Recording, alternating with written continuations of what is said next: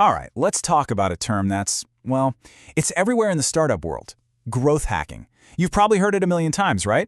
And maybe, just maybe, you've rolled your eyes and wondered, what does that even mean? And let's be honest, for a lot of people, the term growth hacking is just annoying. It's one of those buzzwords that gets thrown around in every meeting until it feels totally meaningless. You know?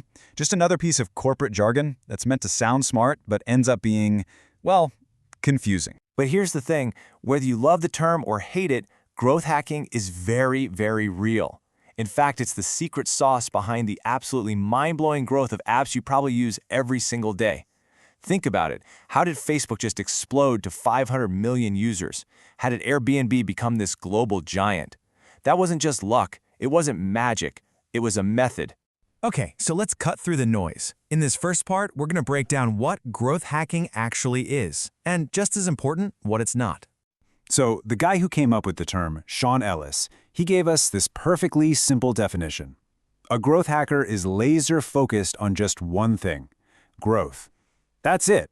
Their entire compass, their true north, is pointed at growing the number of customers. It's this relentless, single-minded focus on a single metric. So you might be thinking, isn't that just marketing? Well, yes and no. It's different. A traditional marketer, they usually get handed a finished product. The job is basically, here it is, now go tell people about it. They're focused on things like brand awareness, advertising budgets, the usual stuff. A growth hacker, though, they're a totally different beast. They're this weird, awesome hybrid of a marketer and a coder. They don't just promote the product. They get in there early and actually help build growth into the product itself. It's all about the user experience and the data. So how does this all work? I mean, what do they actually do? Well, it's not about pulling a rabbit out of a hat. Growth hacking is a super disciplined, repeatable process. Think of it like the scientific method, but built for speed and finding the absolute best ways to grow a company. And this whole process runs on a continuous loop. It's like a cycle that never stops. First, you brainstorm, and I mean everything. No idea is too crazy. Then you test, and you have to be ruthless about it. Quick iterations, testing all the time. But here's the most critical part. You analyze the data. You look at what worked, what bombed, and then you ask the most important question in the world. Why? You take what you learn from that why, you use it to make things better, and you start the whole loop over again. It's basically a learning machine. But here's the catch. Before you can hack a single thing, there is one non-negotiable, absolute must-have, and that is a great product. None of this works without it. The investor Mark Andreessen just hit the nail on the head with this quote, "Product market fit. It's that incredible feeling when your product is the perfect solution for a real problem that a specific group of people has.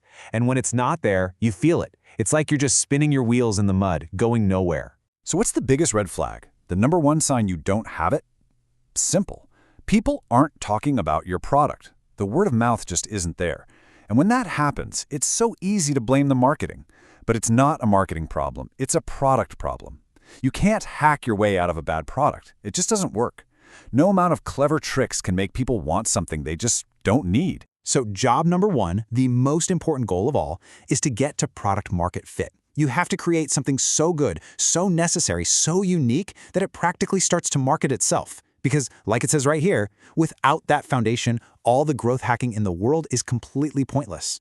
Okay, now we get to the really fun stuff. Let's look at some legendary real-world examples. This is where we see all that theory get put into practice. Let's start with what a lot of people call the original growth hack. We're going way back to 1996. There's this new company, Hotmail, and they're trying to get people to use their free email service. So their first investor gave them this brilliant, simple idea. They just automatically added this little line to the bottom of every single email that was sent using their platform. Every time a user hit send, they became a tiny walking billboard for Hotmail. And the result? I mean, it was absolutely explosive. Hotmail went from just a few users to 1 million in only 6 months. A year later, 10 million users. Just think about that.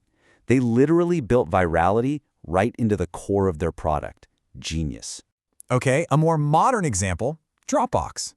Now, they had a product people loved, but they hit a classic startup wall. Paying for ads to get new customers was just too expensive. It was actually costing them more than the customers were worth. They had to find a cheaper way to grow. Their solution was a referral system that was pure genius. The offer was so simple you couldn't say no. You refer a friend and you both get more free storage space. It was a perfect win-win. Suddenly, every user had a reason to tell their friends, turning their entire customer base into a massive, free marketing team. And the impact was just staggering. Look at this growth over only 15 months. They went from 100,000 users to over 4 million. That's a 3,900% increase. And it was pretty much all driven by that one simple, brilliant referral feature. That's the power we're talking about. All right, for our last example, let's look at something a bit more technical and just incredibly clever from Airbnb. Back in the early days, they had a problem. How do you get your rental listings in front of tons of people who are actually looking for a place to stay? So what was their solution? It was so clever. They basically found a loophole. They built this simple little feature that let a user post their Airbnb listing to Craigslist with just one click. It was seamless. And by doing that, they piggybacked on Craigslist's enormous audience, legally siphoning away all that free traffic and all those potential renters right back to their own site. It was brilliant. So what these examples really show us is that growth hacking isn't some list of tricks you can just copy and paste. The hack that worked for Hotmail back in '96 is not going to work for you today. The real secret, the big takeaway, is the mindset behind it all. It's a completely different way of looking at problems. So what is this magical mindset? Well, it really comes down to a few things. It's about being obsessed with the user's experience, like Dropbox was. It's about hunting for those smart, low-cost opportunities that everyone else misses, just like Airbnb did.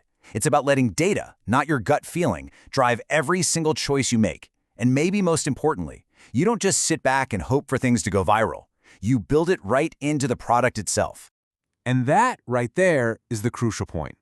This whole approach, this way of thinking, it's cheaper than old school marketing, it's built on constant improvement, and as we just saw, it can be unbelievably effective. So that brings us to the final takeaway here. Now that you get the mindset, I want to leave you with a question to chew on. Whether it's for your business, a side project, or even just your personal brand, what's that one clever, user-focused idea, that one hack that could be your key to unlocking growth?